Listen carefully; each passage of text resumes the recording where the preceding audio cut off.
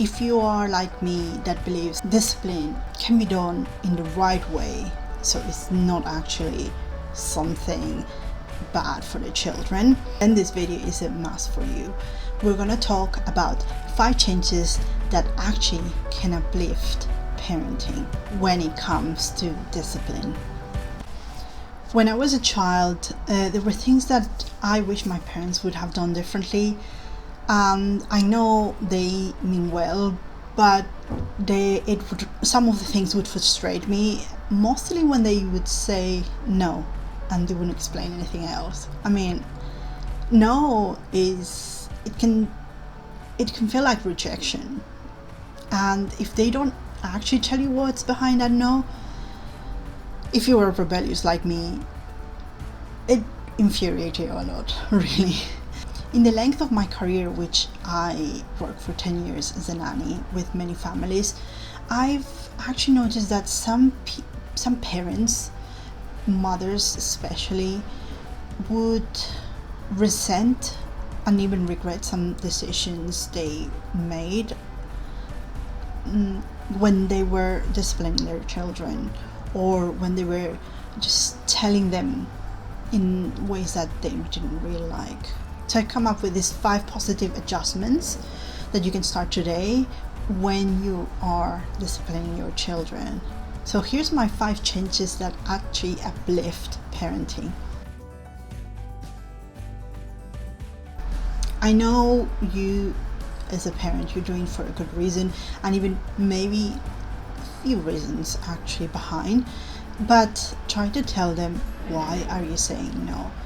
That will help them in many ways that you won't see in the beginning, but as they grow older, they will really appreciate it. For example, sometimes you might be walking in a very busy road and there's lots of cars running around up and down very quickly, and your child is the type that really likes to run off. I mean, who hasn't been in this situation with a child? Which is very dangerous actually. So you would tell them, don't run away from me because this is a busy road and it's quite dangerous.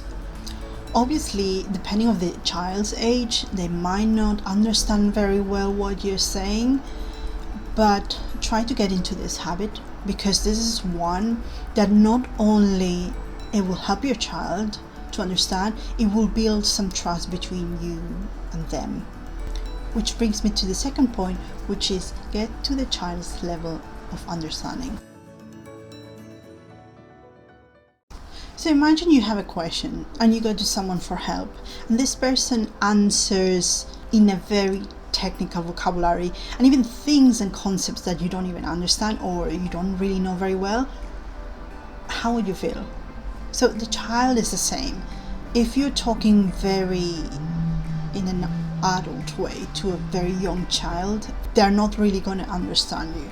So each age group is different and have very different ways to understand and even assimilate concepts. So in the case of very young children, experts advise to talk to the eye level of the child, and by that they mean that if it's a little child, you actually have to bend down and be at the same eye level as them. If you want your message to come across to them, you need to make them feel that they got your full attention.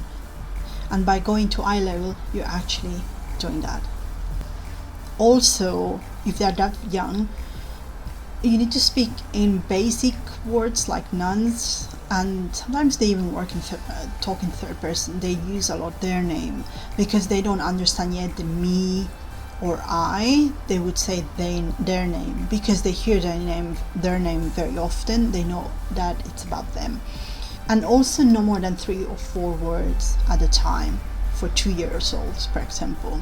So if you want them to not run, say the name of the child, Jack, for example. Jack, no running. Or Jack, please walk. Something like that. I know it's very basic, but if you tell them too many words actually it overwhelms them, and they might even go like what I call lazy listening, that they don't listen at all. That happens with my child when sometimes I forget and I tell him a lot of things at the same time. Number 3 is ask them if they understood. I remember when I was a nanny, sometimes the children will misbehave, and the parent told me to discipline them with a timeout like they do in Super Nanny. So I did that, but I also made sure that they knew why I was putting them there, because for me it's very important that they understand the meaning of discipline, the meaning of timeout.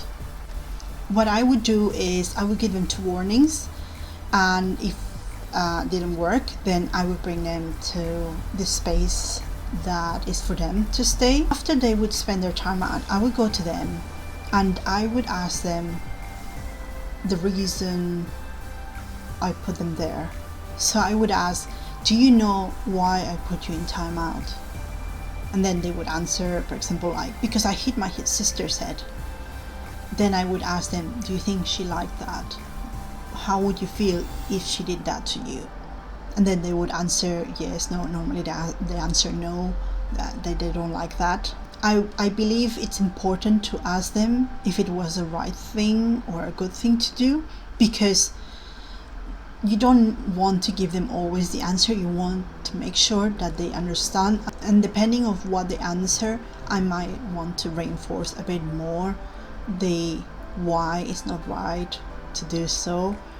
So what I would do is, I believe she would be happier if you say sorry to her, and then go with them and make sure that he says sorry, because it's very important to not to just to let them out, because they would think, okay, everything I do bad or whatever, they would just put me here. I don't know, each child is different, but their reactions are very different, but they might come up with a very wrong idea as they grow up. So it's best to make sure that they understand why discipline is this. Discipline for me is important because shows action and consequence. Every action has a consequence, and you have to take responsibility. So if you don't want to take responsibility of that consequence, it's not good. In the first place, you shouldn't have done it. And this is for me why I think that discipline needs to be done the right way, so they understand these things. I like to talk a lot about perspective and positive thinking for empowering people. I aim to mothers because I believe that is the way that they will get to their children. Like a happy and positive mom makes happy and positive children. If you're liking this video so far, please subscribe so you'll never miss any of the new videos coming, and you might love to watch those.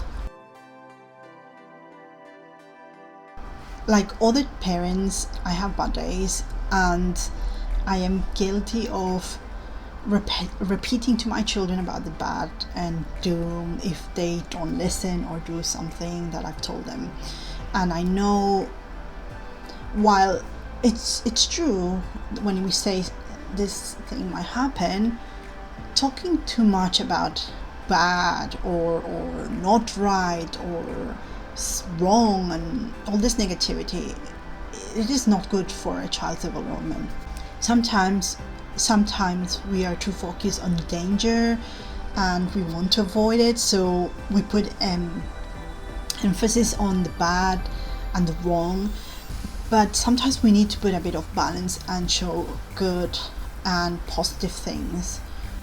So examples would be like, tidy up your toys or I will not let you play with them again, which I've done. Yes, I've done that sometimes, and I'm trying to rephrase that these days. So instead I would say, let's tidy up, because if we do that, we will have more space to play here, or you can be running around here, or we'll have actually this space free for another thing, which is much more positive than doing the other, which is obviously it's showing your anger, and alright, you have reason to be angry, but you're not actually teaching him much or her much if you say tidy up your toys or I'll never let you play with them again.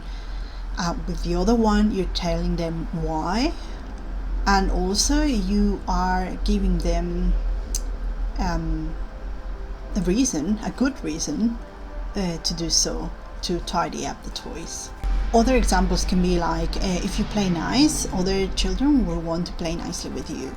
Or it's dangerous in this road, so let's hold hands and stay close together, okay? Children will be more willing to cooperate if you encourage them and make them feel you're trusting them. You encourage them to do something with trust.